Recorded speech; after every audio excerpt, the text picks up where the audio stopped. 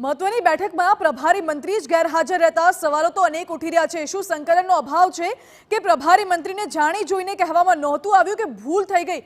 સવાલો ઘણા બધા છે, જવાબ આપી રહ્યા છે। વધુ જાણકારી સાથે જોડાઈ ગયા છે સંવાદદાતા રોનક વર્મા।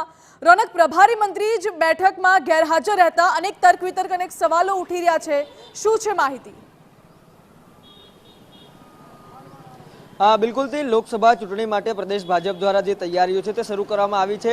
2 દિવસ અગાઉ એ ચાહે પ્રદેશ કક્ષાની બેઠક હોય કે ચાહે પછી આજે સીઆર પાટીલની અધ્યક્ષતામાં અમદાવાદના દિનેશ હોલમાં મળી રહેલી બેઠક હોય, આ બેઠકમાં તમામ ધારાસભ્યો, અમદાવાદના તમામ જે કાઉન્સિલરો છે તેમને બોલાવવામાં આવ્યા છે અને અપેક્ષિત છે કે અમદાવાદની જવાબદારી જેને આપવામાં આવી છે તે ઋષિકેશ પટેલ પ્રભારી મંત્રી, પરંતુ અત્યારે જે પ્રમાણે વિગતો મળી રહી છે તે પ્રમાણે પ્રભારીને જ આમંત્રણ આપવામાં નહોતું આવ્યું અને તેના જ કારણે જે પ્રભારી મંત્રી છે તેઓ નારાજ થયા હતા અને અમદાવાદની જે સંગઠન છે તેમનો સંપર્ક પણ કરવામાં આવ્યો હતો। આ સમગ્ર મંત્રી જ ભૂલાયા તે એક સૌથી મોટો સવાલ છે। આ તમામની વચ્ચે અનેક નારાજગીઓ પણ અત્યારે જે પ્રવર્તી હોય તે પ્રકારે લાગી રહ્યું છે। એ ચાહે આજે ન હાજર રહેલા કાર્યકર્તાઓ હોય, આ ઉપરાંત જે હાજર નથી રહી શક્યા તે કાર્યકર્તાઓના પણ લેખિતમાં કહી શકાય કે ખુલાસા મંગાવવામાં આવ્યા છે। આ તમામ બાબતોની વચ્ચે લોકસભા ચૂંટણી અમદાવાદમાં બેઠકોનો દોર શરૂ થાય તે પહેલા જ જે આ પ્રકારે મિસમેનેજમેન્ટ કહી શકાય કે પછી જાણી જોઈને થયું છે તે તો બાદમાં જ ખબર પડશે, પરંતુ તમામની વચ્ચે પ્રભારી મંત્રી ભૂલાયા હતા। પ્રભારી મંત્રીને અંતિમ સમયમાં કોલ આપવામાં આવ્યો અને પ્રભારી મંત્રી અંતિમ સમયમાં પહોંચ્યા છે। આ તમામની વચ્ચે લોકસભાની બેઠક શરૂ થાય તે પહેલા જ